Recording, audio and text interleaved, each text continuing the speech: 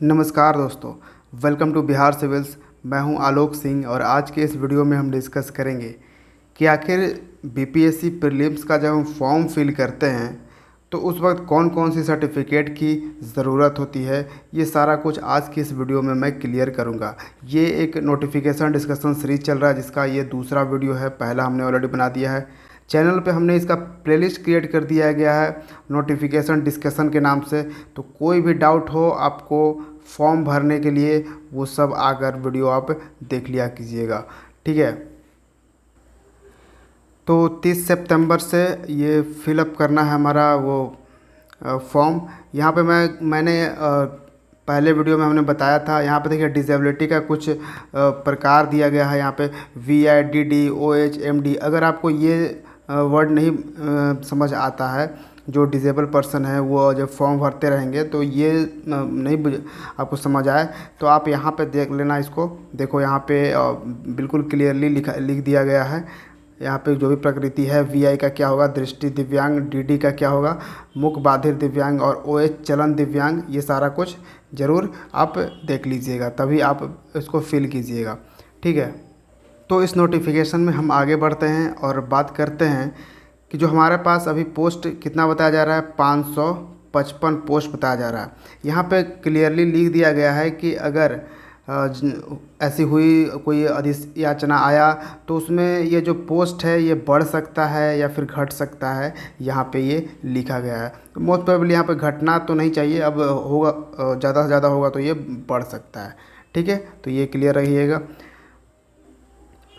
अब है कि जो हम फॉर्म फिल करेंगे वो क्या ऑफलाइन भरना है, तो जी नहीं, इसको ऑनलाइन फॉर्म आपको फिल करना है। यहाँ पे आप देख सकते हो ये वेबसाइट, ऑफिशियल वेबसाइट दिया गया है www.bpsc.bih.nic.in। यहीं पे आपको ऑनलाइन फॉर्म फिल करना है। 30 सितंबर से ये शुरू हो जाएगा, ठीक है। आगे बात करते हैं शैक्षिक योग्यता की, ठीक है। शैक्षिक योग्यता पे यहाँ पे आपको सर्टिफिकेट चाहिए। आपको स्नातक यानी ग्रेजुएशन या फिर उसके समतुल्य कोई परीक्षा ने आपने उत्तीर्ण किया, जैसे आपने बीटेक वगैरह किया है या फिर उस समतुल्य अगर कोई ग्रेजुएशन पे ही आपने कुछ किया है तो उसका सर्टिफिकेट आपको होना चाहिए उस वक्त, ठीक है। क्योंकि वहाँ पे आपसे मार्कशीट वगैरह भी पूछता है। तो ये मत सोचिएगा कि आप अगर सेकेंड ईयर में हो, थर्ड ईयर में हो तो आपके पास अभी फाइनल सर्टिफिकेट नहीं है, थर्ड ईयर में आप हो लेकिन आपके पास फाइनल सर्टिफिकेट नहीं है फिर भी आप फिल कर सकते हो। जी नहीं, आपके पास सर्टिफिकेट होगी तभी आप फिल कर सकते हो, क्योंकि उसमें मार्क्स भी यहाँ पे दिया गया है। समतुल्य उत्तीर्ण संबंधी पूर्ण सूचना देना अनिवार्य होगा वहाँ पे, ठीक है। तो ये चीज़ें आप ध्यान रखिएगा।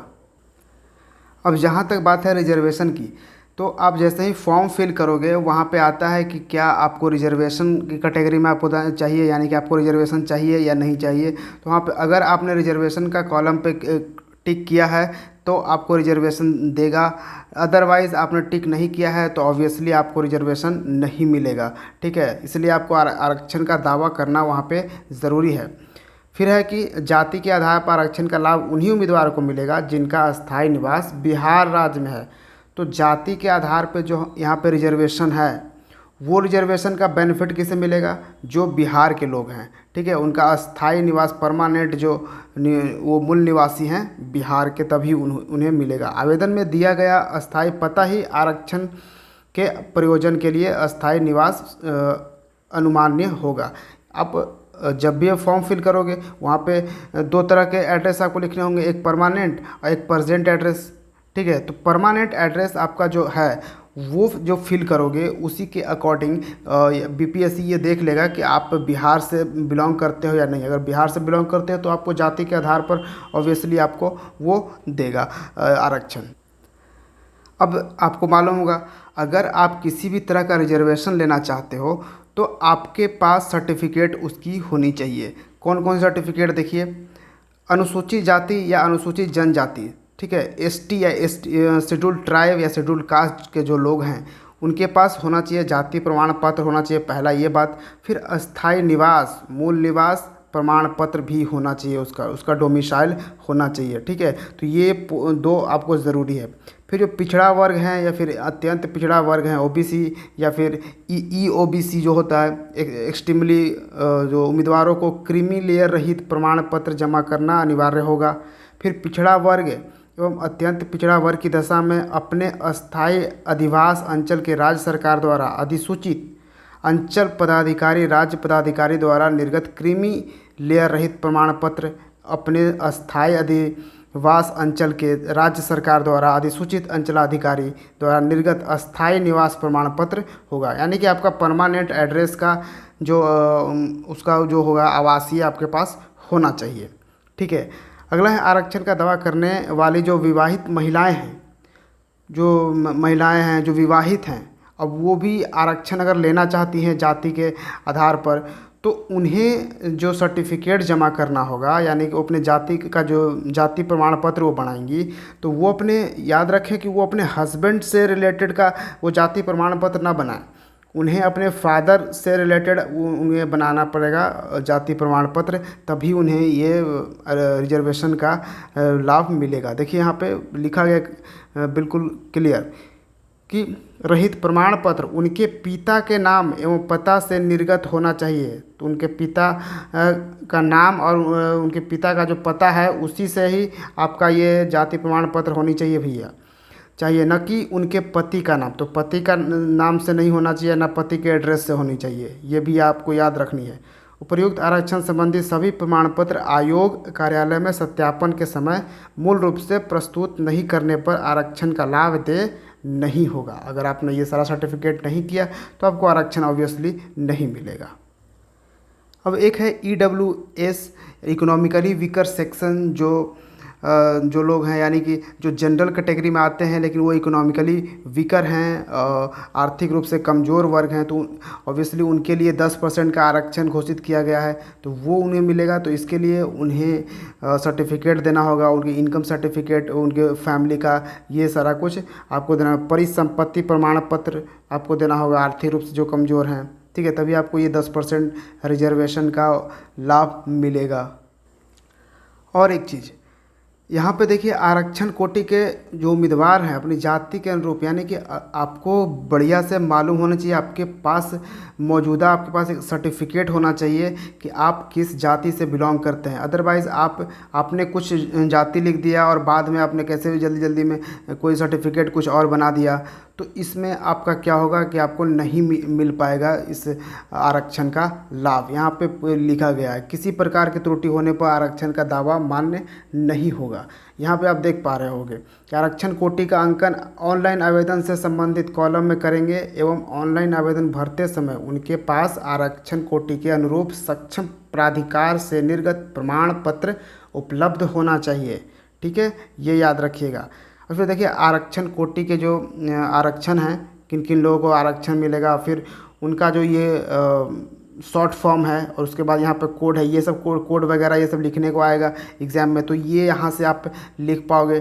ठीक है, जैसे शेड्यूल्ड कास्ट का है SC, उसका कोड क्या है 02, तो ये सारा कुछ फॉर्म में अगर फिल करने आएगा तो इसका कोड क्या लिखना है 02, यही सब। SC ST है 03, फिर एक्सट्रीमली बैकवर्ड क्लास है EBC जो हम बोलते हैं वो है 04, फिर बैकवर्ड क्लास BC 05 और इकोनॉमिकली वीकर सेक्शन EWS का 07, ये कोड दिया गया है, तो ये भी ध्यान रखिएगा। अब यहाँ बात कर जाइए पर्सन्स विद डिसेबिलिटी की। अब जो पर्सन दिव्यांग हैं उनको भी 4% का क्षैतिज आरक्षण उन्हें मिलने वाला है, 4% का रिजर्वेशन उन्हें मिलने वाला है, तो उनको उनके पास भी सर्टिफिकेट होना चाहिए। और देखिए, दिव्यांग का 2 तरह का सर्टिफिकेट बनता है। एक सर्टिफिकेट जो होगा आपका वो होगा नॉन परमानेंट, वो 1 साल का बनता है, 2 साल का, 1.5 साल का, इस तरह से बनता है। ठीक है, तो आप ध्यान रखिएगा कि अगर 1 साल का वो आपके पास सर्टिफिकेट है 1 साल वाला, तो उसका डेट कहीं एक्सपायर तो नहीं हो गया है। अगर हो गया तो वो उसका यूज़ नहीं हो पाएगा, उससे आप बेनिफिट नहीं ले पाएंगे इस रिजर्वेशन का। ठीक है, अगर आपका परमानेंट है, परमानेंट आपने बनाया तो वो करीबन 10 साल का होता है, करीबन 10 साल का बना होता है, तो वो भी आप देख लीजिएगा कि उस सर्टिफिकेट में भी आपका 10 साल के अंदर में ही आप हो कि नहीं। ठीक है, क्योंकि अगर नहीं होगा तो फिर आपको रिजर्वेशन का लाभ नहीं मिलेगा। तो डिजेबल पर्सन के लिए ये ज़रूरी है। तो ये सब कुछ आप रेडी रखिएगा। तो ये सारे सर्टिफिकेट आपको रेडी रखना है फॉर्म भरने से पहले। अब कुछ पर्सन का डिसेबिलिटी यानी कि दिव्यांगता कुछ ज़्यादा होता है, कुछ मल्टीपल डिसेबिलिटी होती है। जैसे अगर 40% से ज़्यादा होगा तो उसे जो आरक्षण मिलेंगे, साथ में उनको अगर लिखने में प्रॉब्लम होता है, बैठने में प्रॉब्लम होता है, तो उन सब चीज़ों के लिए भी सपोर्ट करी जाएगी। तो वो सब चीज़ के लिए आपके पास सर्टिफिकेट होनी चाहिए। और वहाँ पे पूछा जाएगा एक्चुअली में फॉर्म भरते समय कि आपको इसकी हेल्प चाहिए या नहीं चाहिए, तो वो आपको फिल करना होगा फॉर्म में, तभी आप इसका लाभ ले पाएंगे। और जो महिलाएं हैं उनको तो 35% का रिजर्वेशन दिया जाएगा, ऑब्वियसली 36 आरक्षण। अब जो राज्य के फ्रीडम फाइटर हैं, स्वतंत्रता सेनानी हैं, उनके बच्चे जो होते हैं उनको रिजर्वेशन मिलता है। तो पोता पोती नाती नतनी हैं, तो उन्हें भी सर्टिफिकेट बनाना होगा कि उनके जो भी फादर हैं या फिर उनके दादाजी जो हैं, एक्चुअली में उनके दादाजी एक्चुअली कहा जाए तो वो फ्रीडम फाइटर थे। तो इसके लिए आपको सर्टिफिकेट चाहिए। ठीक है, तो इसमें स्वतंत्रता सेनानी जिन्हें केंद्र द्वारा पेंशन स्वीकृत है कि पोता पोती नाती नतनी को रिक्ति की उपलब्धि की स्थिति में नियमानुसार 2% 36 आरक्षण दिया होगा, उन्हें 2% का आरक्षण मिलेगा। ठीक है, तो ये भी याद रखिएगा। सर्टिफिकेट यहाँ पे भी आपको होनी चाहिए, तभी यहाँ प्रमाण पत्र निश्चित रूप से उपलब्ध होना चाहिए, यहाँ पे देख लिखा हुआ है। अब यहाँ पर देखिए एक इम्पॉर्टेंट चीज़, EWS का जो प्रमाण पत्र है, बहुत से लोग इसमें कंफ्यूज हो रहे थे कि EWS का प्रमाण पत्र कब से कब का होना चाहिए। तो 2020-21 के जो वित्तीय वर्ष होगा उसके अनुसार यहाँ पे लिया जाएगा। तो यहाँ पे सीधा सीधा लिख दिया गया है प्योर क्लियरली, आय एवं परिसंपत्ति संबंधी प्रमाण पत्र निर्गत किए जाने की तिथि से 1 वर्ष के लिए वैध माना जाएगा। इस विज्ञापन हेतु वित्तीय वर्ष जो ये विज्ञापन यानी 67th BPSC का जो एग्ज़ाम है, इसको देने के लिए जो EWS का प्रमाण पत्र आप बनवाए हो वो आपका होना चाहिए 2020-21 का। ठीक है, 2020-21 के में आपके प्रमाण पत्र बने होने चाहिए। तो ऑब्वियसली आप अभी से अगर प्रमाण पत्र बन जाता है EWS का तो भी आप कर सकते हो, लेकिन अब तो टाइम नहीं है। तो हो सकता है आप पहले से ही ये बना के रखे होगे तो उनको ये बेनिफिट मिलेगा 10% का यहाँ पे आरक्षण। तो ये याद रखना। फिर लोग बहुत सारे कंफ्यूज हो रहे थे कि कब का ये EWS प्रमाण पत्र होनी चाहिए। ठीक है, यहाँ पे एक चीज़ और नोट करना, अभी जो हमारा फाइनेंशियल ईयर चल रहा है वो कौन सा चल रहा है, वो चल रहा है 21-22। जी हाँ, ये चल रहा है 21-22 हमारा फाइनेंशियल ईयर। अब 22 मार्च में ये ख़त्म हो जाएगा, 31 मार्च को ये फाइनेंशियल ईयर ख़त्म होगा। यहाँ पे बोल रहा है 20-21, यानी कि आपका होना चाहिए 21 मार्च तक, सॉरी 2021 इस साल के मार्च तक का आपके पास सर्टिफिकेट होना चाहिए EWS का, तभी आप इसके लिए एलिजिबल हो। अदरवाइज़ आपने अब तक अगर नहीं बनवाया है सर्टिफिकेट तो आप ऑब्वियसली आप जनरल कैटेगरी से फिल करोगे, कोई सर्टिफिकेट की ज़रूरत नहीं पड़ेगी आपको।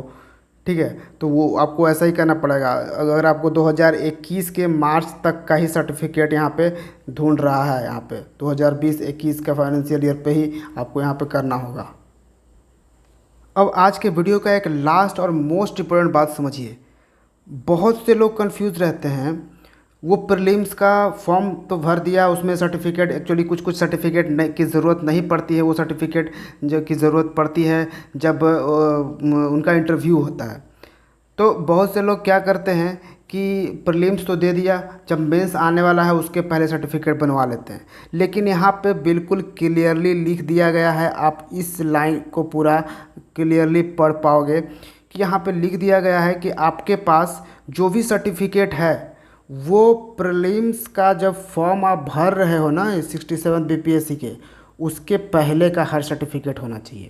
जितने भी सर्टिफिकेट के बारे में हमने बात करी है, जितने भी सर्टिफिकेट का आपका यूज़ है इस फॉर्म फिलअप करने में, वो सब सर्टिफिकेट आपका होना चाहिए प्रीलिम्स एग्ज़ाम के पहले का, ना कि प्रीलिम्स एग्ज़ाम के बाद का। ये नहीं कि प्रीलिम्स एग्ज़ाम में फिल कर दिए कुछ भी और फिर मेंस जब आने लगा उसके पहले सर्टिफिकेट बनवा लिए, या फिर इंटरव्यू आने लगा उसके पहले सर्टिफिकेट बनवा लिए।